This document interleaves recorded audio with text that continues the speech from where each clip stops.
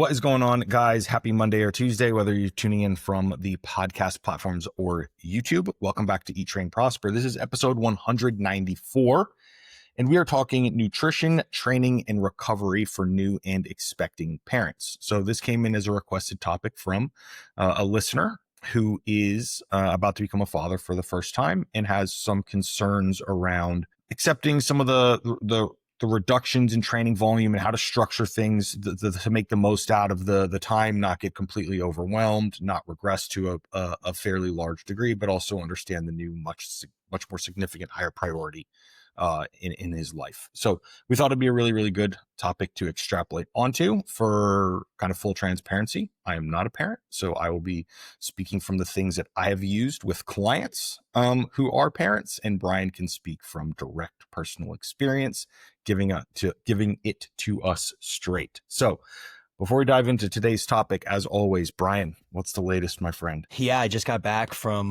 Wisconsin for our kind of annual week-long trip there to the lake. Pretty good for the most part. I mean, I think one thing that's relevant to the new parenting topic is that parenting is parenting. Like, it kind of doesn't matter what age the kids are at in some ways. Like, there are sacrifices and compromises that must be made. And there's a saying among parents that when you travel with kids up until a certain age, whatever that age is that it's not a vacation, it's relocation. And the problem with relocation is that you don't have any of the things that you usually have at home to appease your children. So you're essentially flying blind in a new location, and you go into it with this sense of, I need this vacation. Like, I really need this relaxation time and to calm down and read a book by the lake and all of this stuff. And then that doesn't actually really come to fruition because you're just running around like a chicken with your head cut off, trying to keep kids from drowning. So, yeah, it was fine for the most part. I got a bunch of long walks in. I got a couple runs in, and I think I got 2 lifts and then a body weight workout. I brought my rings. I'm a big fan of bringing my gymnastics rings anywhere I go, and that's a really easy way for me to get a super high quality upper body workout in wherever I am, hanging them over a tree branch or something along those lines. So, yeah, I would say overall I did fine. One thing that I thought was interesting is I have this habit at home where after dinner I just mound calories. You and I have discussed this before. And in Wisconsin, none of my go-to foods that I prefer to just mound at the end of the night were available. And so after we would finish dinner around 6 or 6:30, I just wouldn't eat again. And what that led to was 5 pounds of weight loss in a week. So I posted this one picture in the gym where I like lifted my shirt up and looked in the mirror, and I was like, holy shit, like my abs are back. I feel really lean. This is wild. Like I couldn't believe how lean I actually felt at waking up at 196 pounds. And it made me really happy because I hadn't seen myself that lean in a while. And to be that lean at 196 gave me some confidence that what I'm doing with my training is at a minimum not working. It may not be like continuing to produce incredible amounts of muscle for me at 42 3/4 years old, but at least it's not having me lose anything. And that felt really good. Like, my strength is where I would expect it to be. And now it seems like my physique is where I expect it to be. With, at this point, I'm literally lifting 2 to 3 hours a week, spread out in multitude of ways, but 2 to 3 hours of total lifting time a week. Been doing that for a number of months now. And it's kind of cool to just see that, everything is still good. What did you do cardio wise when you were in Wisconsin? So the gym was 2.5 miles away from the house, and I was able to walk both days to the gym and back. So on those days, I got 5 miles of walking in plus, a 45-minute lift session. And then 2 of the days I went for a run. One of the days was like a long zone 2 kind of easy run. And then I did one like interval hill run. Actually, that was just that one was a 50-minute all out run. So basically I was like, I just want to go to the gym, but not actually train at the gym, and then turn around and run back. So I ran to the gym, ran back. That was 5 miles, no stopping. Heart rate was mostly in zone 3 and zone 4 the whole time. So 1 intense run, 1 easy run, a bunch of walking, and 2 or 3 resistance training sessions. It's a lot of activity for a vacation.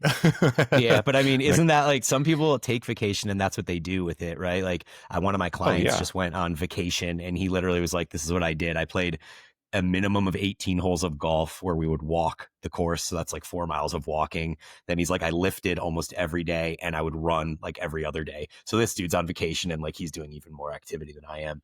I mean, But yeah, I mean, the vacations purpose are is what to you make of them. Like for me, exactly. Yep. yeah, it's like I guess I could have used that time where I was walking to the gym to actually have that vacation and sit by the lake and read a book or whatever. But my nature is to be antsy in those situations. And so I can't actually sit down and enjoy reading a book by the lake until I've done the movement of my body and, found my mental reprieve, my space. And so I had to kind of choose. And in this case, my choice is to get my movement in and then fit in relaxation if available. Yeah.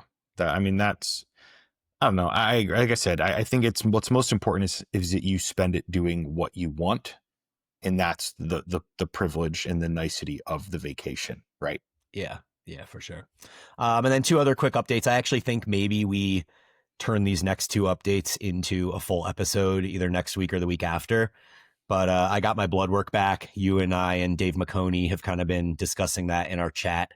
So I think that that's worth maybe covering in a little bit more detail. The net TLDR, I guess, is my experiment has kind of been, eating all the food, like I just mentioned, crushing food at the end of the night, essentially living what would be considered like a high energy flux lifestyle where I'm doing a bunch of cardio, walking, lifting weights, but I'm also eating an insane amount of food and it's not always high quality food. And so I was really curious kind of to see where my blood work would fall. And for the most part, it was pretty much as I expected it to be. It was pretty similar to the blood work I did last year with a few small exceptions, some improvements and some small detriments. And so, listeners are usually into this sort of stuff. So maybe we cover that in a little bit more detail next week. Yeah. Maybe we'll do a blood work episode and I can probably find out how we could actually share those files and stuff for the YouTube video on the screen. Obviously we'll pull out PII and all that stuff, like your address and everything, but Yeah. I have recent labs and stuff too. And it would just be nice to see like, hey, this is what things can look like. I do have a quick question though, before we dive in. Yep. I did look at your blood work multiple times this morning when I got those messages, but I didn't see, was there any, what would be considered like a statistically significant increase from your Tonkat Ali and Fedosia agrestis experiment? So the Fedosia actually got taken off the shelf like a month or 2 after I started taking it because they said that the science was no longer showing that it was effective. So Momentous took it off the shelves and basically has just been promoting Tonkat Ali now. And yeah, for the listeners that have been curious about whether the Tonkat Ali has improved my testosterone at all, the answer would be a resounding no. So my testosterone last year was 349 and it's 306 now. So it went down a little bit. But considering, 6 to 8 hours of cardio plus a bunch of walking, plus lifting, plus eating probably too much sugar, I'm not like completely surprised by that. And then we can get into this more in the next episode, but we had the response from my doctor who mentioned that he thinks I should get an MRI of my pituitary to ensure that the testosterone issues are not downstream from that. Yeah, I think it's well worth just shelling out some money just for I mean, what would that be called? Like not a cover your ass, but so it's like out of the back of your mind sort of thing. Whatever that phrase of speech that I can't seem to find right now. Yeah. But overall, it was pretty good, and nothing really super worrisome in there, and a lot of improvements actually surprising. Like I literally went into the blood work, and I before doing it, I was like, the 2 days prior, I did a 2-hour long mountain bike ride that destroyed me. I spent like an hour in zone 4, zone 5. And then the day before, I did a heavy resistance training session with deadlifts. So I was like, my ALT and AST, my liver enzymes must be just atrocious because of all this like hard training I did leading up to it. And they were better than last time. So who the fuck knows? Yeah, it's typically only the AST that you get a skew in that because that's in much higher prevalence in skeletal muscle tissue, which is how I remember the difference. So AST I remember it as skeletal muscle, the S in there, and then the ALT is more liver specific. So the L I remember for liver, S for skeletal muscle. So yeah, the AST is much more easily skewable by, muscle protein breakdown and those sorts of things. But Interesting. I didn't know that. That's helpful. yeah, but I've seen it. It can skew like a little bit, but I've never seen it like significant. Where you're going to go from like a 30 to like an 80 or something like that. So it's always like it can push it slightly, but nothing to where it's like at a level where you're like, oh fuck, my enzymes are a concern sort of thing. Cool. Well, that's good to know. We can cover it more in subsequent weeks. Cool. And then my last update is just yesterday I did a workout that consisted of a bunch of same muscle group supersets. And then I went on my story on Instagram and just kind of did a number of videos of me kind of walking and talking about some thoughts on same muscle group supersets, because they've been just a huge part of my training cabinet for many, many years. Like I've always been such a huge fan of them, specifically pre-exhaust supersets, but any same muscle group supersets I find super effective. And like another thing we can probably discuss next week if we want to kind of make it a 2-part kind of blood work and discussion of training episode or whatever. But I kind of was ruminating on what it is about the literature that always makes these seem so ineffective. And I think there's a couple avenues for why, but the main one that I just want to throw out there today is that when you look at the literature, they are always looking at same muscle group supersets as it consisting of 2 sets. So if you do like a dumbbell fly to a bench press, the literature says you've done 2 working sets. And so if you did 3 rounds of that, the literature calls that 6 working sets. And then they compare that 6 working sets to somebody who did 6 straight sets.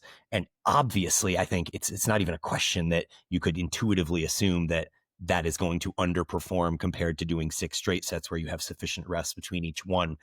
My argument was essentially that as a time-saving mechanism and a way to increase stimulus per time capita, that I think about those same muscle group supersets as 1 set. So when I go dumbbell fly to bench press, I consider that 1 working set with 2 failure points. And what I'd love to see in the literature is some sort of comparison where we take my perspective of how I count that volume and then compare that, because comparably, like it's essentially taking almost the same amount of time as it would be if you were doing straight sets all the way through. And yet you're getting 6 failure points for the time that it would be for 3 straight sets. And so my assumption is that comparing it that way, you would see a much stronger response from the same muscle group supersets. And I think the literature just, it can be a bit confusing when you view it from the perspective of the way that they look at those same muscle group supersets. Yeah. One thing that I think is very pertinent that you use there, that is a term that I've been using a lot more, but I think people hear it but don't really sit with it as much, as stimulus, right? We always speak in terms of like volume sets, et cetera, et cetera. But like you can do 6 sets of like a chest pressing and get like a pretty mediocre stimulus, or you can do like 2 really high targeted sets, right, and have an incredible stimulus. And I think that it's hard to quantify because a lot of ability to generate stimulus is on the lifter's ability to like contract and press in a way, or have access to a piece of equipment or a pressing angle, an amount of convergence. Like it's not trivial, but I do think you're not necessarily comparing apples to apples with that. So I do think like stimulus is, for anyone out there who is maybe considering like reducing volume or trying to change something, whatever, like chase stimulus, I would say is a very probably worthwhile effort. Yeah, I think that's a really good point, because we've talked about this on the podcast a lot, that the muscle is just a dumb piece of meat and all it knows is tension. And, back in the day, call it 10 years ago, the discussion was, same muscle group supersets are not good because it forces you to use less weight on the compound movement, which then creates less mechanical tension. And I think that that's now kind of been disproven in that it doesn't matter if you're bench pressing 285 or 145. All that matters is what your muscles feel while you're doing that. And if you're reaching a point of fatigue at 145 pounds because you're tired from the dumbbell flies you did first, that's going to provide a similar mechanical tension as doing 285 pounds fresh or something along those lines. Yeah, agreed. Yeah. All right. What's going on with you?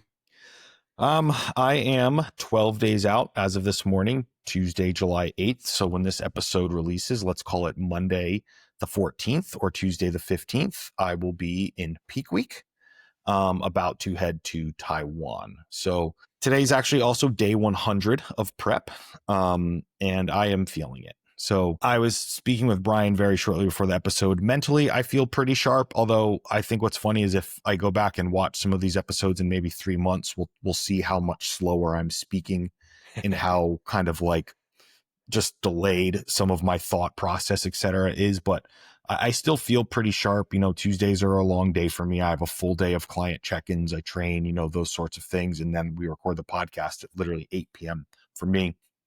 So mentally, I feel pretty good, but physically, I can just feel it. It's like all the caffeine now pretty much just gets me a little bit below baseline. So a level of caffeine that would have me like fucking jittered out and like shaking and stuff before, I'm like, I feel almost like chin above water sort of thing now, or head above water. So it's I'm tired, but that's just what happens when you get to this level of lean. But I'm close, and that's exciting. So yeah, man. What's your body weight at right now? 226 this morning.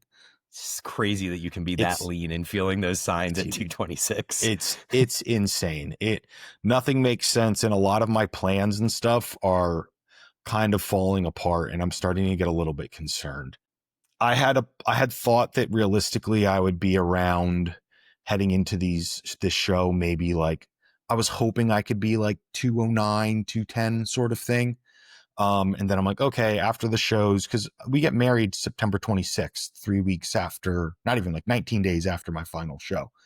And I was like, oh, okay, I have, I just got to like keep my body weight in check a little bit once like the food and stuff. Because a lot of people post show, they're up 4 or 5 kilos, in a handful of days. I'm like, I can't do that because I got to fit in my suit and everything like that.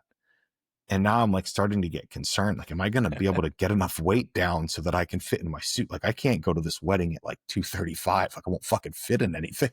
So I am like starting to get a little bit concerned. And obviously, like immediately after the shows are done, like I just go back down to like TRT levels. But I don't think you're dropping like 15 pounds of muscle in 14 days, So I am a little bit concerned. But we'll cross that bridge when I get there. Yeah, I mean, I guess on the positive side, you've just been doing this so effectively. Like, I mean, in the grand scheme of things, like standing on stage at a shredded 225 is going to be more impressive than standing on stage at a shredded 212. So yes, that's great. And then also, man, I was thinking about it the other day, and it just boggles my mind that when you did your super shredded lean diet as a natural right before you started TRT and stuff, you were down to, I believe it was 191, 192 at, 8-ish% body fat. And now you're probably around 8-ish% body fat at 226. So that's 34 pounds of 34 pounds of muscle. Yeah. Yeah. It's really wild. It doesn't feel like it either. Which in full transparency, I guess I'm a little bit, I'm always really hard on myself, but I think it does bring out like ambition in those sorts of things. But I'm still a little bit like I have to take check-in photos and stuff in the morning, and I do my posing. And there's been like 1 or 2 times where I'm like, okay, like this is cool. Like I'm really happy with how I look. But oftentimes it's a lot of like, that's it. That's what I look like at 7% body fat at 225. Like this is all we fucking have right now, So there is a little bit of that, but I'm also like intelligent enough to know that I'm not going to go chasing because I don't want to be a shredded 240. I don't want to be a shredded 245. Like that's way too big. I want nothing to do with that life. So I thought there would be more, which is a little bit of like a disappointment, but also like the stage theatrics, the dehydration and stuff. Like it will all come together, I'm sure, as long as I don't fuck up my posing or completely botch my refeed or something like that. I'll have a pretty decent showing. I'll be happy with photos and stuff, but it has been a little bit. I just thought I would be a lot more. I thought I would look differently. I thought, man, I'm going to look like this giant, but I think our perception of self is different than other people's perception of us, of course. Yeah, I mean, you are huge, straight up from like an outside perspective. And then the other side of that is like, if you, and I know you're not going to continue with the PEDs the way you're doing them currently in the future, and you've talked about, just going back to TRT, but if this was like your life and you're like, for the next 10 years, I'm going to try to, do the IFBB thing, like at 225 shredded, you're talking about your off season being 265 plus. So you literally could be like walking around at kind of like pro bodybuilder levels of size in the off season, which also kind of boggles my mind. Yeah, I just don't think I want it. And it's, I mean, don't get me wrong. I respect the hell out of it, but like all my friends and stuff that do it, like they're wearing CPAP machines to sleep and stuff. They sleep in different bedrooms than their wives and partners. It's too, I just don't want to live my life that large. You know? I respect that. Yeah, like I said, but we'll see. Let's get through these next couple shows and that sort of thing and see how things go. But I should say, I have really, really enjoyed this endeavor. I'm still enjoying it, even though it is really challenging for me right now, energy level and stuff. But I'm committed. Work has been great and not suffered really at all. And I feel like I've done a decent job managing everything, but I am very happy with the decision to give this a run. Yep. Awesome. Cool. Let's talk becoming a parent and how that obviously needs to impact the decisions that you make with your training, your nutrition, and ultimately parts of recovery. So, Brian, you laid this out pretty nicely for us. So do you want to give the listeners a little bit of a rundown of how we have it structured? Yeah, we're trying to structure it chronologically, I think, for the most part, throw in a little bit of nutrition chat in there too. But yeah, we'll just go through it kind of section by section. We have like 7 or 8 sections here. The first one I titled "The Problem" in quotes. So you can call your pending baby a problem if you want. It really is just a change, and I think that's where I'm going with that by kind of putting it in quotations. Is the problem is that you're having to adapt to change, and I think that change begins to occur even before the baby arrives, because in the final weeks of your wife carrying the baby for you, she's not operating at her best. I mean, it's there's a lot of excitement brewing and palpable levels of like happiness and a growing connection to this thing that you've never seen before. But being the kind of astute and present partner that I was, and I know you will be, and many of our listeners are as well, or will be, you begin to feel that baby kicking a little over halfway, like in the 20-25 week range. You'll start to feel the baby kicking, and it will start to react to things that the wife does. And it even begins to react to like your voice and your touch. And when you put your finger on her belly, like the baby moves and like will kick your hand. And it's just, it's so crazy how impactful that can be on your life in a very, very positive way. But it also then leads to kind of the point where eventually you get into the 30 weeks, 33 weeks, 36 weeks. And in that final month and change before the baby sees the world, your job as partner is already beginning to be impacted, and it affects your regularly routine and schedule and habit formation and all that sort of stuff. So I think that that's kind of the first egg to lay, is just to kind of note that begins before the baby even arrives. Yeah, the one thing I will say, there's 2 clients that come to mind who we've known and planned and prepared. And one thing that I wanted to do was change training and stuff a handful of weeks before. Because, from my standpoint, again, I've never done this except for helping a couple clients.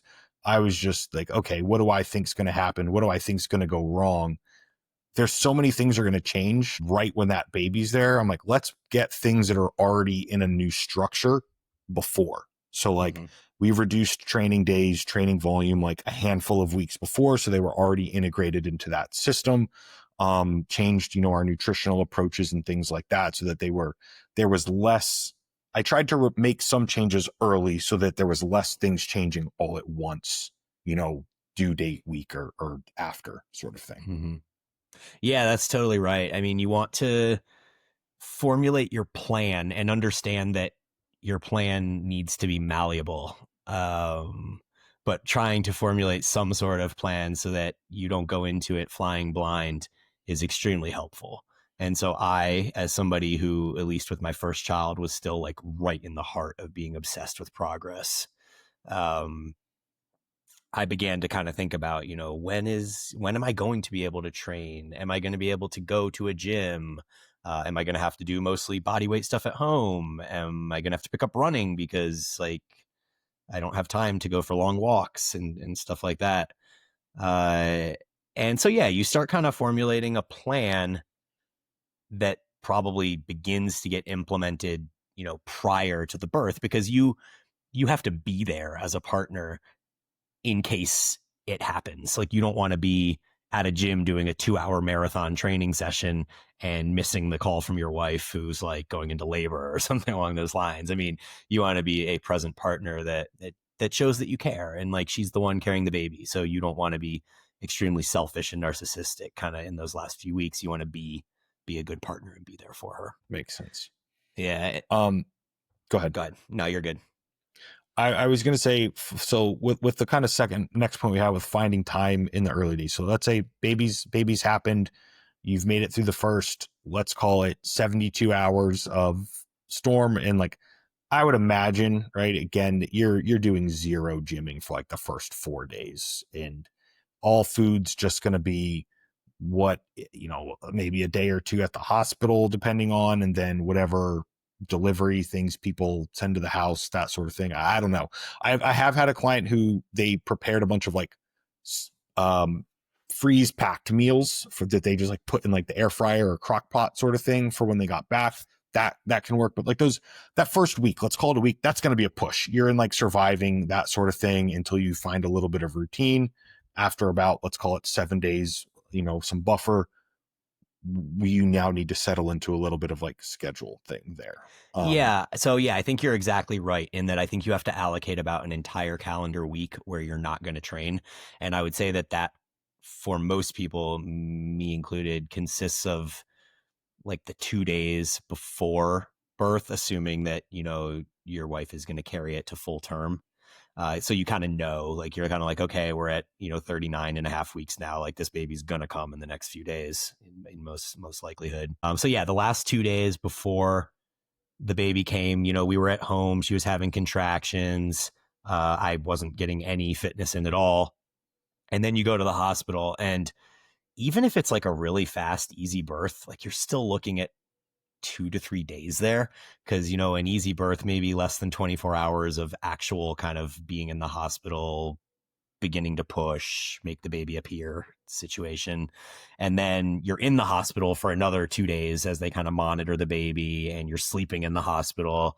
Luckily where I was, there was a second bed for the husband or the partner, but not all hospitals are that way. Some of them, I believe, are just having a small couch in the room. So I feel quite lucky in that way. But yeah, you're piecemealing sleep together. Notoriously, the baby has its most aggressive night of not sleeping on night number 2. So night number 1, they're still kind of inundated with a lot of the birthing drugs. So they're kind of in this calm state, and you're kind of like, wow, my baby's perfect, this is amazing, they're just like so calm and chill.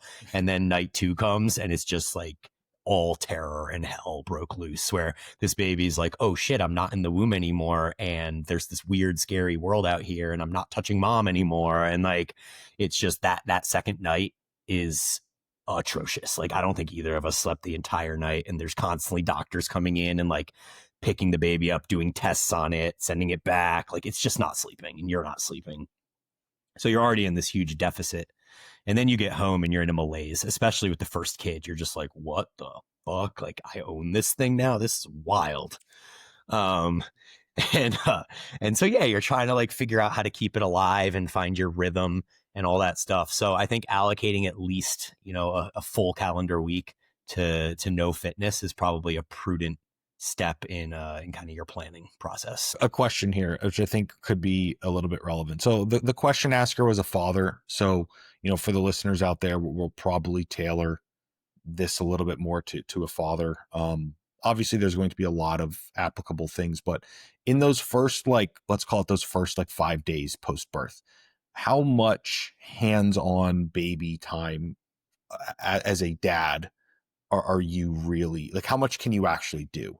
Right. Yeah, that's a good question. I was gonna get into that because it depends, I guess would be the answer. Like what you really want to do when you get back is you want to make sure that your wife is able to recover because she's the one that went through the huge trauma. Mm-hmm. And so while maybe you are not able to appease the baby and feed the baby like your wife can, you do try to step it up and do pretty much everything that you can aside from feeding the baby. So, you know, you're watching the baby and making sure everything's fine. You're constantly eyes on it. And then when the baby cries and needs mom, you pick the baby up, you take it to mom, it feeds for 20 minutes, 30 minutes, 40 minutes, whatever it is. And then you take the baby back and you kind of watch it again for a few hours and hope that it sleeps. And so while I think that, to your point, there's only so much that the father can do, one thing the father cannot do is leave to go train. Yeah, definitely. So you're there, but like, yeah, in many ways, it's not that cumbersome for the father because like, I have very clear memories. It was Bryson was born September 9th and right at the beginning of football season. And I'm like, you know, I'm into fantasy football. When he was born, I had won it like 3 of the last 7 years. Like it was a big part of my life. And so football season was on and we had the baby in this little rocker and there was a little foot. It wasn't a foot pedal, but I could use my foot to kind of rock the rocker. So I'd literally just sit there for hours and just watch football and like do mini seated calf raises on this baby thing as it rocks back and forth and the baby kind of, you know, soothes itself to sleep through the movement. So no, you can't go train. You can't really, I mean, maybe if you had a home gym, we'll get into that later. But, but yeah, there isn't like a way for you to get up and leave and go have like a really quality training session somewhere, but you can continue to live life in some capacity. And that, like, I was watching football. I had no problem doing work. Like I was able to sit on the couch and do my programming and let the baby fall asleep on my chest. Like I have a really cool video of the baby who's like literally the size from like my belly button to my chest. And it's just like sitting on my chest as I'm, you know, typing on my computer or whatever, or watching football or whatever it is. So there's plenty of opportunity to do stuff sedentary, but you just can't really get up and move your body too much. Okay. So the real reason I asked, and thank you for elaborating there, was like, would this be a time where you could get things planned in terms of like a nutrition standpoint? Mm-hmm. Like, could we get our freeze packed meals? Could we get our air fryer meals and things going to where we are at home? Maybe your baby is on, I don't know, kitchen table on its swinging thing or whatever. And could we be actually like, is there time for you as the father in those days to get ahead on some meal planning and stuff for like 5-6 days for the two of you guys? Yeah, for sure. This is a great transition into kind of the nutrition discussion because, yeah, I mean, you absolutely could. Like, you could use that time instead of doing work on the computer and watching football. Like, you could probably use that time to be cooking in the kitchen, preparing food, stuff like that. But what we did, and what pretty much all of my friends that have babies over the last few years have done, is you have like a really close friend set up what's called a meal train. And so it can be a few different things. You could have like a gift card to something like Flower Child, where every friend contributes $50 to $100. So by the end of it, you have, you know, $500 to $1,000 of free meals from Flower Child or wherever else you want a meal train from. Alternatively, like what we didn't actually do the flower child meal train thing. We had friends actually cooking us food and bringing it over. So we had like a friend bring a bunch of lasagna. We had a friend cook a bunch of burgers and bring them over. We had, Okay. like whatever it is, like people are bringing you a bunch of food and being like, hey, don't worry about cooking. Just take care of the baby. Here's all this food.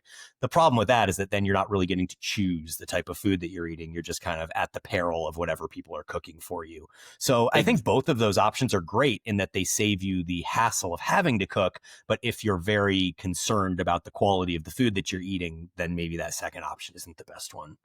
And that's kind of what I was getting at is I think if it's someone who's like a listener, to this podcast and they are concerned about their, I don't know, letting their physique fall apart in the first 2 months. And like, don't get me wrong, there's going to be some sliding. That's inevitable as you reduce things. But, and I love the examples that you made because let's pretend like it's me, right? And Jenny and I are just having our first child and friends are like, here's lasagna, here's burgers, right? That's a nightmare. It's literally a nightmare situation for the two of us. So I think it depends. And it's hard because they're your friends and people are trying to help. But like, if there's one thing I can unequivocally say with supreme confidence is that the general state of nutritional knowledge for adults in the United States of America is absolutely piss fucking poor. Right. And if that is what you're going to base like the first week on, you're probably not going to feel your best. So that was one of the things where I think it's hard, right? Because people they're trying, but they're operating on like I said, just a poor subset of information. Like I think about my family and Jenny's family, right? Who they're caring, they're loving. They would love to help. The food would be horrendous for us. And that's just the nature of it. So I think if you and your wife or you and your partner are very health focused sort of thing, you're going to have to try and steer that, or else you're going to get what comes with charity. Is that a decent word to use? Sure. Yeah. Is that appropriate? Yeah, that works. That works. Okay. I agree with that. I think in your case, maybe the better route then, because people do want to help. And that's the thing is like people want to help in some way. And so you just pushing them away and being like, no, I don't want your food. I'll just cook it myself. I feel like that almost kind of feels like a slap in the face because people do like legitimately want to do something and be a good friend. So maybe for you, the route is doing the meal train piece where you get to kind of choose the restaurants that you want people to buy you gift cards to. And so in Bali, like you eat out all the time. You eat at that little like bodybuilding kitchen thing where you get your rice and your chicken and your veggies. And like, it's similar to what you would get at Flower Child or Urban Kitchen or any of those other kind of Flower Childish type restaurants. And so, I think you kind of have some autonomy or some decision in what people do for you. And I think the key is, whichever friend it is that's kind of organizing this is just being transparent with them and letting them know what you want. And then they can kind of send the email out, blast it to all the friends and have them contribute. Yeah. Yeah. I think that's something that I would strongly encourage, just so that you can remain some semblance of control in a time where control is going to get very inverted in your life. Yeah, I also do think, though, that there's an importance of being able to kind of relinquish some control and just understand that this is the period of time that it is, and you're not going to train for a week, and your nutrition might not be perfect, and your sleep is going to be extremely compromised. And so like I get where you're coming from, where you're like, look, if there's one thing I can control, it's what I put in my body. And so that gives you a sense of peace or whatever. But I just found it much easier to put less of a priority on the nutrition and just kind of let it be what it is for a week, and understanding that as long as I'm getting enough protein, I'm not going to completely disintegrate and it's going to be okay. Yeah. I think it really depends on the role of like nutrition in your life. Right. And it's not that, and to kind of, I love that we're talking about this, because one of the things that I was going to pretty strongly recommend is like, this isn't a time to be like tracking your macros and calculating calories or any of that shit. It's try to eat 4 times per day. If you're a 4 times per day eating person, if you normally do 3, do 3, try to keep that same feeding frequency, but just we're not weighing things. We're going to say, hey, normally my food looks about this approximate size on the plate, replicate that and move on, sort of thing. But what I was kind of getting at is nutrition is a one of the levers of a way that I can ensure that I feel good, right?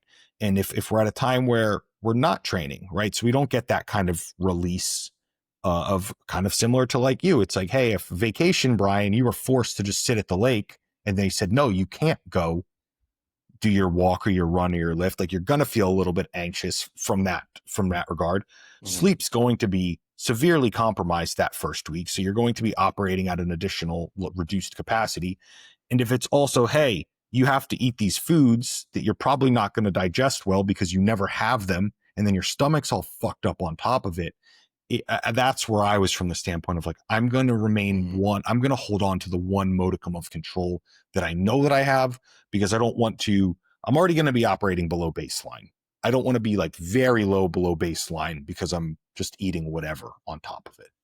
Was my real main part. Yeah, I think that makes total sense. And I think it also goes to the basis of, what for you is the thing that gives you that sense of control and homeostasis. And I think for me, it's much more about moving my body in whatever capacity that I can, because that's what makes me feel amazing. Or at least it decreases the negative impact of. Yeah. Couple little final things before we move on from the nutrition stuff. So some things that I thought, I don't think I said this already, but like air fryer recipes, you just mix everything in the air fryer, throw it in there, it comes out ready to go. If you're cooking for you, and let's say it's the first child, right? So it's just you and your wife, like you can make a meal with plenty of protein, whatever the both of you need in that single air fryer. Done. Slow cooker recipes, if we want to make things in bulk, are another option. And then another thing that people oftentimes forget is like no cook meals, right? And one that I have here is like yogurt, oats. You mix the oats right in with the yogurt, some protein powder, berries, right? You mix that in a bowl. You get a pretty high protein. We get some starch in there. We get some nutrients, and that's like a really quick, not even 5-minute thing that you can prepare 2 of those, for. So leverage those sorts of things where, again, focus on the big rocks of covering your bases, and don't get lost in the sauce on it, and just try and keep things accessible and time efficient. Mm-hmm. Yeah. I found myself just really trying to prioritize high protein meals, because I knew that at a minimum, controlling that at least, keeps me from backsliding too much. And so doing things like yogurt is great. Various like protein bars that sit well with you, whey protein, doing smoothies, stuff like that. Yep. Yeah, I'm sure wife would probably be in a smoothie mood, I would imagine. Yeah. Of my perception of what post-pregnancy may desire, smoothies I feel like would be on that list. Yeah, and then women need to eat an extra 500 calories per day to support the breastfeeding. So, a 2,000 calorie base diet suddenly becomes 2,500, increasing by, 25%. That's a pretty large increase in the amount of food you're eating. All right, cool. Well, the next section I don't want to spend too much time on, but I found it meaningful. So I just wanted to include that having some sort of morning routine. And I wrote that this is kind of in pursuit of mental health and finding equanimity. Equanimity is a word that I just began using in the last year or so. I really love it. And basically meaning that you remain calm. You remain calm in a state of chaos. And I've actually been hearing that word a lot recently with the current like political state of the world and stuff. And so I think being able to be equanimous is aided by having some sort of morning routine where you have time to yourself that is not compromised by a crying baby or a wife that needs you to step up and do something.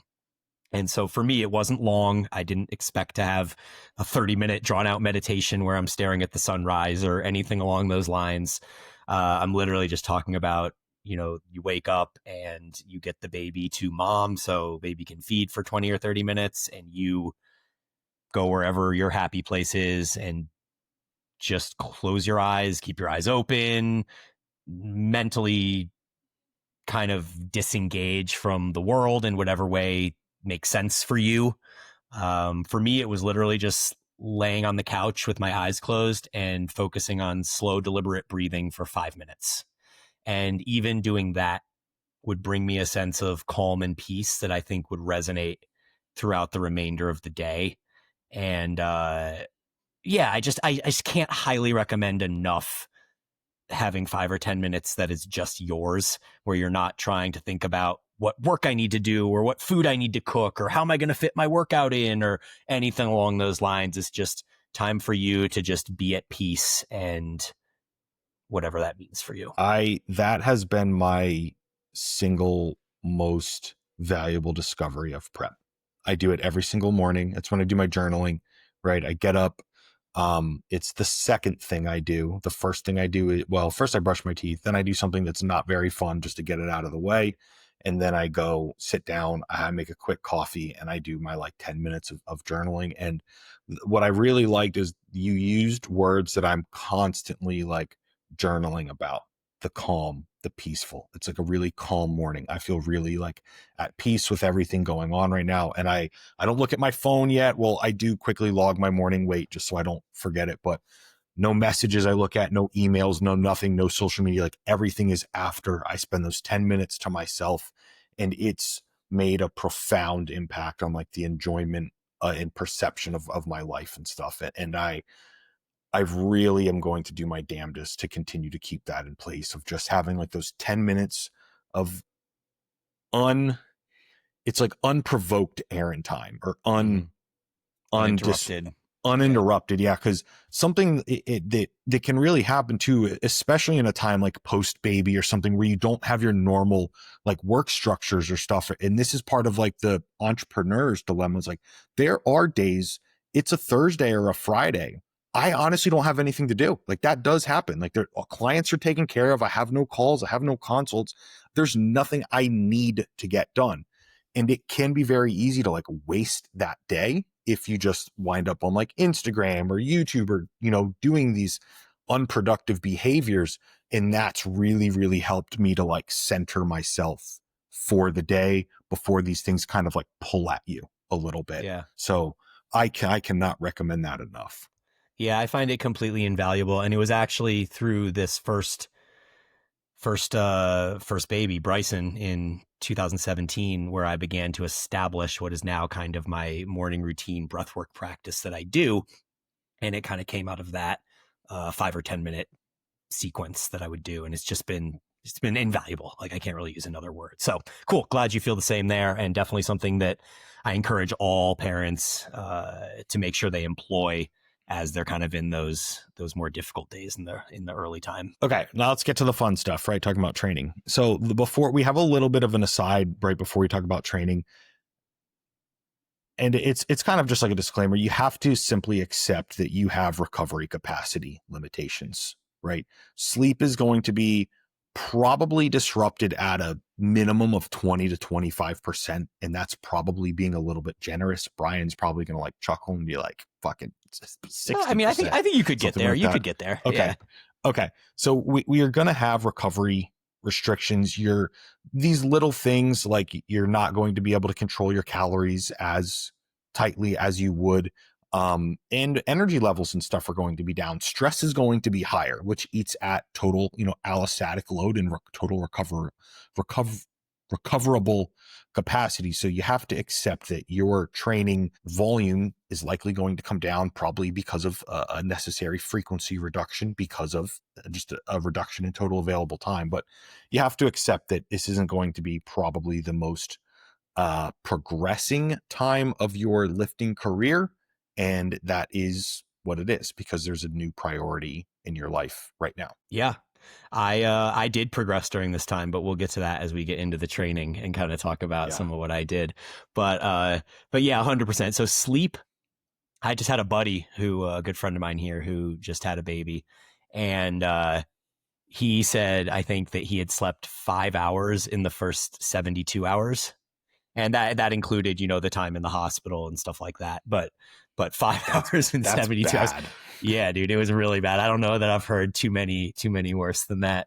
I would say the more normal is likely that you're getting 2 to 3 hour chunks of sleep. I would say that that's pretty standard. Like if you have a baby that's sleeping 3 hours at a time in the first couple weeks, you're quite lucky. But I think you can consistently get, 2 to 3 hour chunks, and then setting some sort of structure with your wife where like my friend who just had a baby, he's on duty every morning from 6 a.m. to 10 a.m. and that's just like his time. So his wife gets to sleep, he's on baby duty. If the baby needs food, he does a bottle. Like the wife gets these 4 uninterrupted hours from 6 to 10. I love that. Alternatively, he gets some time at a different time of the day where it's his time to kind of get sleep and recovery and stuff like that. And so I think having some sort of discussion with your wife going into it as far as how you want to organize that so that you're not just both feeling like you're both on duty all the time, because that can really start to eat at you and cause strain because you're just so depleted and stuff like that. And so like we talked about, planning your training, planning your nutrition, like planning all of these things, you can also plan for how you're going to ensure that you get the minimum dose of recovery through some small bit of quality sleep. So that goes a long way in just making sure that you're getting some sleep. And then, I sleep 7.5 hours a night. That's my norm. Like that's been my norm since as long as I can remember. And I would say that even in the first few weeks of having our babies, I was still getting 7.5 hours. It just wasn't the way that we usually get 7.5 hours. It would be, 2 to 3 hours here, then get up, do a few things, 2 to 3 hours here, do a few things. And that just is the way it is. Like maybe you get it in 3 doses, but as long as you're still getting that amount of time, you can function. And I think that that's really the key is maybe you're not optimizing things, but at least you're functioning. And then when we talk about the whole milieu of things that go into recovery, it's easy to hyper focus on sleep because that's the thing that gets the most depleted. But we've already discussed nutrition, and that's another aspect of how you can really kind of amplify or improve your response to the recovery. And then managing stress. So, the morning routine with the breathing and stuff like that. All things that help a little bit in improving recovery.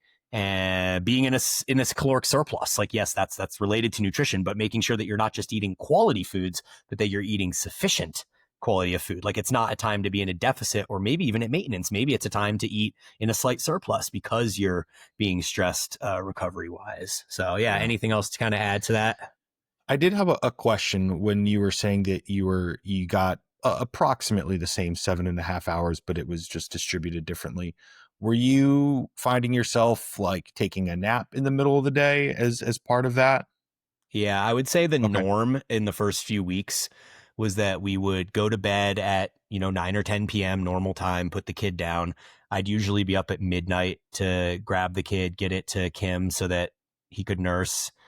And then I don't fall back asleep during that time because I know I have to then grab the kid from her and put it back into its cradle or bedside. What is that thing even called? It's been too long Crib? since I've had a kid. The Crib? bassinet. Okay. I'm not even close. Yeah, come on, Straker, get with it. Bassinet, bro. So so I wouldn't sleep during that time. So I'd basically have like call it 9:30 to midnight. Generally, I would sleep, and then I'd be up from midnight to 1, and then I might sleep again from like 1 to 3, and then I'd be up again from 3 to 4, and then I probably would just get up for the day at that point, do some of my like personal morning breathwork stuff. So at that point, I'd only slept maybe 5 hours throughout the night. And then you go through the day, uh, usually around 9 a.m., 10 a.m., we would put the kid back down for another nap. And then at that point, I would lay down and try to get another hour or so. And then maybe later in the day, I get another hour or so. So it's kind of like piecemealing 7 hours together over 4 sleeping segments. Okay. Yeah. I'm glad I asked. That's definitely some helpful additional information there. Yeah. Are we done with recovery? I think so. Yeah, cool. All right. Well, I think the next two sections I can kind of smash together into one, but quickly, the way I separate them out is a minimum effective dose training, balancing volume and frequency. And then the next section is kind of talking about what I specifically did for both of my kids and how they differed. But I do think, at least addressing minimum effective dose is important because we've touched on this on the podcast a ton with the literature on maintenance volume being, somewhere between 30 and 50% of the volume it took to build. And to a point that we made actually in the introduction before we actually got into the main topic, we were talking about stimulus instead of volume. So that's a much better word to use than volume. So I would say 30 to 50% of the stimulus that you are getting prior is likely enough stimulus to maintain your current state. And so keeping that in mind as you kind of design whatever your training is going to look like, I think is hugely important. And then there's the balance of volume and frequency where you could take one extreme or the other extreme. And in my personal case, I actually had one extreme for my son and completely flip-flopped that and went with the other extreme for my daughter. So before I get into that, any kind of thoughts on that? I mean, not really. I think it's all incredibly accurate. I guess in full transparency, my kind of plan is to use this time to test some of my, how do I want to put this? To test things that I never really gave the time to test because I had so much time, if that makes sense, right? So maybe like I've always been kind of like a moderate to high volume person, right? Even my like low volume training isn't really low volume. It's probably moderate volume. Yeah. I've always justified it as I have the time. I have no other hobbies. What the fuck else am I going to do effectively? Right. If you're like, why are you spending only like more than 40 minutes in the gym per day? Because I have nothing else to do with my time is the answer. Right. But at this time, like, I think this is a great time to follow like a Mike Menser-esque approach where we have three, like a Monday, Wednesday, Friday, or, 3 sessions. Obviously it might need to float on days a little bit, and you're doing like one hard set and moving on and just trying to progress that, micro load it each week and just test some hypothesis that you just never really took the time to test, because now we have a very, very time sensitive appropriateness to do so, sort of thing. Yeah, dude, I love that. I think that's amazing, especially, being able to reflect on the maintenance research and knowing that you can get away with such less stimulus. You can kind of confidently go into a test of this sort or a study of yourself and be relatively confident that as long as you're bringing the intensity that you can get away with low volume. So yeah, I think that that's a great opportunity, a great time for you to test things. And that's sort of what I did, because going into having baby number one, I was in the transition phase from CrossFit to hypertrophy training. And I was trying to do it all because I didn't want to lose the skills that I had gained in CrossFit, like the snatching and the clean and jerks and the muscle ups and the handstand push-ups and all of that stuff. But I also was trying to pursue what was the new science of hypertrophy training in 2017, where volume was the main driver of hypertrophy, and you just had to do more and more and more and increase your effort week to week. And Dr. Mike was promoting, the escalating volume protocol. And so I was following a bit of that.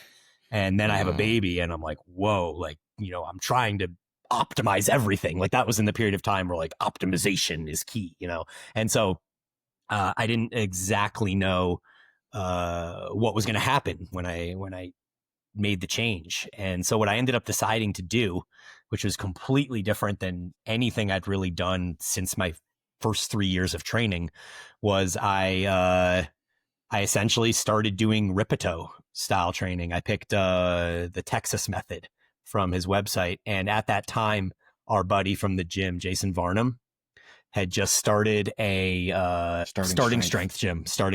Yeah, the Rippito stuff. And so he and his girlfriend, Nicole, owned a gym that was 20 minutes away from my gym.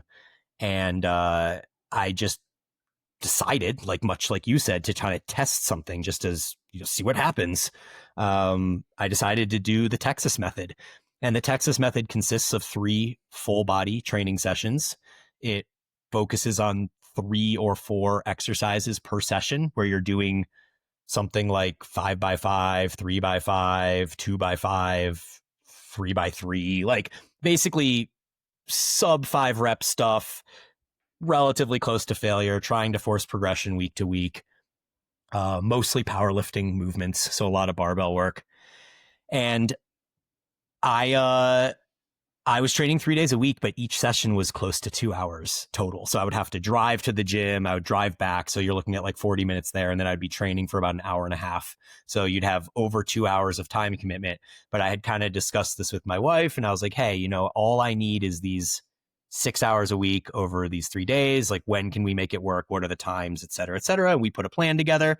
And for the most part, for the first, call it 8 weeks, 8 to 10 weeks, of baby number 1, we were able to get me to the gym for those 2 hours, 3 days a week. And there were certainly days where, I didn't make it and I would have to push a session back or roll a session over to the next week. And like, you just have to be malleable with that and understand. But this was extremely effective for me. And it's hard to parse out whether this was effective because it was so different than what I was doing. Maybe it was because it was significantly less volume than what I was doing. Like, I was training 6 days a week, trying to combine CrossFit with bodybuilding. And maybe my body just really needed to go back to the basics and focus on the big compound movements. But whatever it was, this worked extremely well. And by the end of the cycle at the 12-week mark, so my son was 3 months old, I had set all-time PRs in the back squat and tied my PR in the clean and the deadlift, which was really beyond anything I could have expected. And granted, I was eating like a champ. Like, I was eating in a large surplus. I gained probably 10 pounds over those 12 weeks. I'd like to think there was some muscle in there since I got stronger, but that for baby number 1, that setup was super effective for me. I think the reason you gained all that strength is probably because you had just become a dad. Dad strength, yeah. Dad strength. There's Naturally. no arguing against dad strength. Yeah, low bar back squat and dad strength are just they're friends. Yeah. So with baby number 2, I took a completely different approach because baby number 2, we had moved away from San Diego. We were now in Boulder. We had just moved to Boulder, and COVID was just about to hit. So my daughter was born on the second to last day of January, and 1 month later, actually, I guess it was like 5 weeks later, COVID hit and the world shut down. What I had begun doing right around the time my daughter was born was I started collecting just very bare bones stuff for a home gym. So I already had my rings, which I talked about earlier in the intro. And so I had those. I had them hung on a tree outside. And I had dumbbells that were 25s, 50s, 75s, and 100s. And I had a bench, and that's it. That was all I had for the first, 12 plus weeks of having baby number 2. But with that, I realized that I could train all the time because it was in my basement or rings hanging from a tree. And so the plan that I put together for baby number 2 utilized frequency as the primary component. So I was actually training 12 times a week, meaning I had a AM session and a PM session, or basically whenever I could fit it in. But each session was only 20 to 30 minutes at a time. So I would do, say it was, this is actually, I think what I did was I did a push-pull legs, but I would split each of those, like push into 2 sections. So I would do like chest and maybe some shoulders in the morning. And then I would do like triceps in the evening or something like that. Then the next day I would do back in the morning and biceps in the evening. And then the next day I would do quads in the morning, hamstrings in the evening, and literally talking 20 to 30 minutes each session. And all I have are these dumbbells, at least for lower body work. That's all I could do. I couldn't really do much else.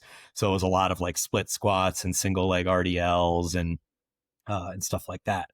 But that setup worked really well for me the second time around, because instead of having to pack my stuff and tell Kim I need 2.5 hours to get my ass to the gym and have this really hard full body training session and then get my ass home, it was like, hey, baby's down for a nap. I'm going to go hit this for 20 minutes. By the time I hear baby cry, I'm good to go, come back up. And then a few hours later, when baby goes down for another nap, finish my next 20 minutes. And there you go. 12 training sessions a week. I was able to hit that pretty consistently. Anytime that I couldn't, I would just push it back a day and kept rolling forward. And so, yeah, I think it's interesting to look at those two completely different setups and realize that both were effective for what their purpose was at the time. Yeah, those are literally polar opposite approaches. Yeah. Yeah.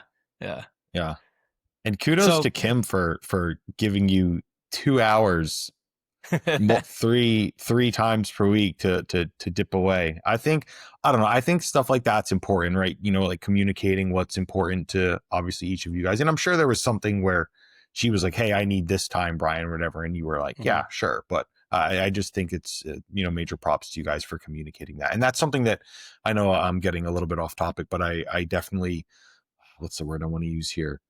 I don't think appreciate's the proper term, but I like strive for. Like, you guys have the kids and stuff, but like Kim will still like go take a trip to Spain with her friends or something like that. And you're like, yeah, I'm super dad for like the next 9 days or something, or you go. Like, that's something that I think is really cool that you guys do as a husband and wife, where you're still able to like take time away as an individual. Yeah, I mean, that definitely gets easier over time, but I think that it's important to start integrating that into kind of the culture of your family from an early age. And this was actually on that note, one of the things I meant to mention earlier is that I'm a huge believer in getting your newborn baby out of the house as much as possible. Like, I remember on day 2, after we got back from the hospital, maybe it was day 3, we took our baby to the Patio. Do you remember that restaurant in San Diego? It was on Lamont Street. Anyway, one of our favorite kind of happy hour restaurant spots in PB.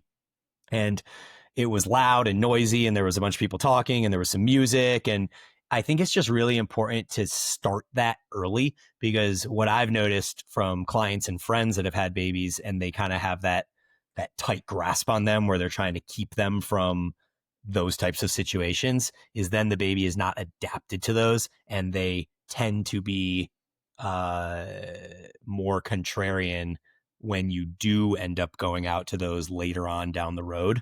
And so I think part of why my kids, maybe I'm wrong, maybe it's just their inherent nature, but I like to believe that part of why they're so good in public spaces and going out to do things and they're adaptable is because we started it when they were so young and exposed them to these types of situations. And so I think the same thing can be applied and extrapolated out to where we are in our life currently, or even a few years ago, where once it was feasible, Kim and I started taking these trips.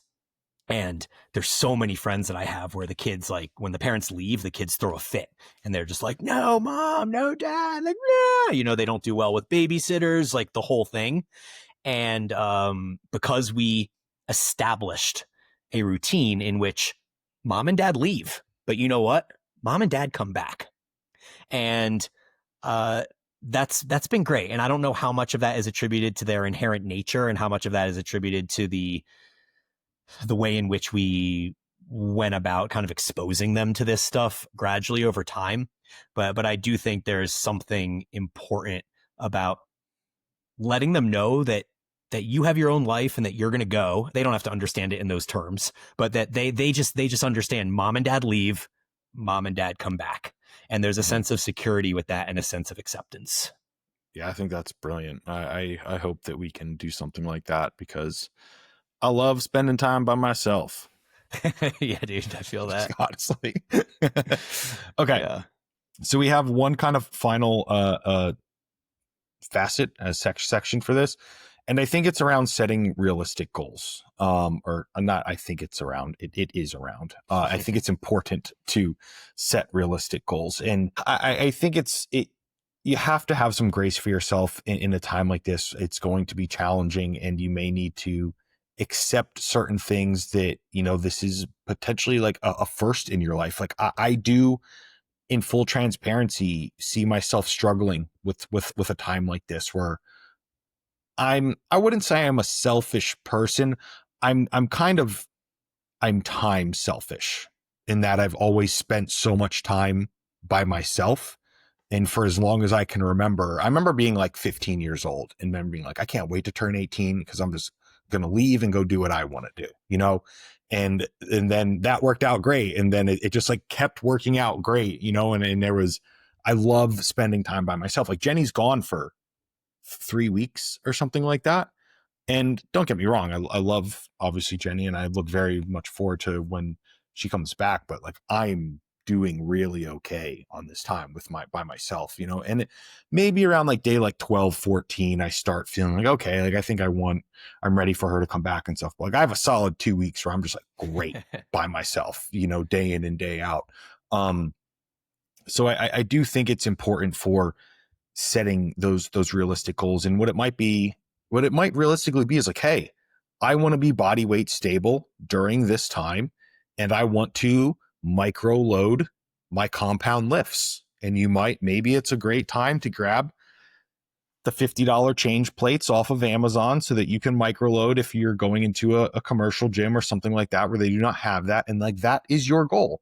And you weigh yourself 4 times per week and you pop it in whatever app and it averages out your weekly average. And as long as you're within that like 2-pound fluctuating up and down homeostatic range, like you are on track, right? And then we lead with this new priority in our life and keep just small maintainable goals. But I would say as a father, I don't think this is the best time to be in calorie deficit. As a mother, obviously you're not really in a calorie deficit, but you do start losing weight pretty soon just from like the breastfeeding and the obvious different things in there. But I wouldn't try to hyper prioritize that in the beginning. The sole exception I would say to this from a fatherhood standpoint is if you had been through a period in your life where you had not been prioritizing your health and you are overweight, unhealthy, this is a wonderful new catalyst to get your shit together for your family, sort of thing. This is one time where like for example, I have a client like this now, and I really leverage that for him, or I shouldn't say for, I guess against. And I'm constantly reiterating this when he's having his like challenging weeks and stuff. So that is the kind of sole, opposite use case I would say is it's a great motivator for, improving your habits in ways. But let's say you are pretty much body weight stable, healthy body composition from a blood work, internal standpoint, those sorts of things. Body weight maintenance in homeostasis is a wonderful goal to just stick at. Mm-hmm. Yeah, setting goals is tough. It's I think because of the success that I had in the first iteration where I was doing the Ripito Texas method stuff, I didn't like go into it thinking or expecting to progress, but I did. And so I think that skewed kind of my perception of what is possible. And while initially my goal was just to show up, that was what I told myself was, just have these 3 sessions a week and just show up. And then I was surprised by the progress. I think it was very different the second time around where because all I had was the dumbbells and a bench and some rings, my goal that I stated to myself was simply to just show up and do the work. And I would take progress if it occurred, but mostly it was like, hey, this is on the agenda. I need to do this for my own sanity, my own well-being, and to find a sense of equanimity on my own. And so I think the goal in most cases should probably be stated as simply showing up and doing it because it's good for me physically and mentally to do it and to have some structure. And if progress ends up coming from that, then that's kind of like a cherry on top type thing and not necessarily something that you go into it trying to pursue. And then also keeping perspective that this is, it feels all encompassing when you're in it. like it feels as if it's never going to end and that you're just stuck in this malaise forever. I equate it to like when Bryson just broke his wrist. Like it was only 7 weeks from the moment he broke his wrist to the point where a doctor was like, you're fully healed, like you're all good. But those 7 weeks were so intense, and there were so many doctor appointments and so many tears and so much accommodation that had to be made. And it literally was like, oh my God, like, is this dude's wrist ever going to get better? And now it's been better for a month, and I can like barely remember the misery that I was in for those 7 weeks. And I think that a lot of that applies to having a baby as well, where when you're in it, it just is completely overwhelming and all consuming. And you can get in this mindset of thinking that this is just the rest of my life. And then that can start to breed depression or anxiety or some combination of both. And so I think being able to go into it and A, realize it's temporary, and B, realize that you just are showing up for yourself, and any progress that occurs, is great, but that's not really the expectation. I think that is a wonderful wrap up of like insight that could only be provided by someone who's been through it, right? It's like, hey, progress, sick if it happens, but like I'm showing up for myself because I need this to maintain like my mental health, and because I said it's something that I was going to do. Yep. I love that. Cool. So is there anything else on the back end of this one that you wanted to add that you don't think we covered? No, man, I think that was good. That was an awesome episode. Okay. Yeah. Hopefully this has been helpful, right? Obviously Brian was able to provide a lot more, I feel like, biteable stuff than I could from, a lot of my like theory, but in a couple, I don't know, maybe in a year or so, maybe we'll have a follow-up episode and I can say whether I'll come back and listen to the things I said and say, yeah, he didn't know what the fuck he was talking about. So maybe we'll do that. I think you had great perspective, and I think that it'll be really fun for us to come back and do Aaron's a new father episode and how are you handling it type thing. Yeah, actually, I did have a question that I wanted to ask. Let's say, for someone like you, from a movement standpoint, how soon can you put the baby in like that chest strap thing where you were like, what approximate age can they go in that? I think pretty damn soon. I honestly can't remember exactly, because you have a number of weeks where you have to support the neck before the baby can actually hold its neck up on its own. Makes sense. Yeah. And I can't remember how long that is. I don't know if it's until it must be until they can like lift their head on their own. So maybe it's a number of like 2 months. I don't know. I honestly, I can't remember. But just because I can't support their neck doesn't mean they can't be in the thing, because there can be like a headrest for them, or they can be resting against your chest. Yeah. So I want to say that we started doing it like really soon, like maybe not immediately, but I think it's a matter of weeks, not a matter of months. Okay. So I guess the question I was going to ask there is like, you wanted to put in like a home spin bike sort of thing and just get in some like simple cardio movement on that. You can always just have baby strapped to your chest while you're riding that. Would that be or going for walks? I mean, the truth is, I was thinking if it was cold for some reason, but walk obviously works.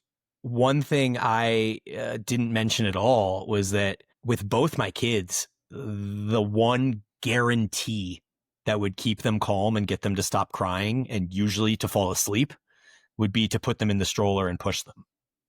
So I honestly think, with baby number one being in San Diego, I think I probably went for like 3 or 4 walks a day, because sometimes I'd be on duty and Kim would be sleeping and the baby would just be crying. And I'm like, I just fed it. Like, I don't know what else I'm supposed to do. But then I discovered that if I put it in the stroller, and they're in their car seat when they're in the stroller, so they're completely supported. You can do this from 2 days old, like at any point. Put them in the stroller, in the car seat, go for a long walk. Baby stops crying, baby sleeps. You get to listen to a podcast or whatever. And that is extremely valuable. Wonderful. I'm glad I brought it up, because I feel like could be very helpful additional insight. Yeah, me too. Cool. This one was fun. Guys, let us know how we did on it. Anything we potentially missed, just drop us a comment on YouTube.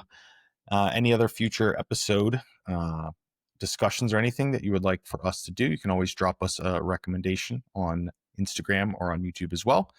Next week, Brian, will be kind of hard. I fly out Wednesday to Taiwan, and have a very strapped week, like in terms of getting the episode and stuff prepped. So maybe we punt next week. So we may need to punt the following week too, because we are taking a trip to Yellowstone and Grand Tetons. I'm not entirely sure what our days are that we're leaving. Actually, you know what? I will be gone because we leave on a Saturday and come back on like a Thursday. So we'll essentially be off for 2 weeks. And then when we come back, let's do the blood work episode. Perfect. Sounds good. So blood work episode, guys, should get recorded about the 29th-ish or so, and then we'll come out the first week of August. Yep. Okay. Sounds good. As always, thank you for listening. Brian and I will talk to you guys soon.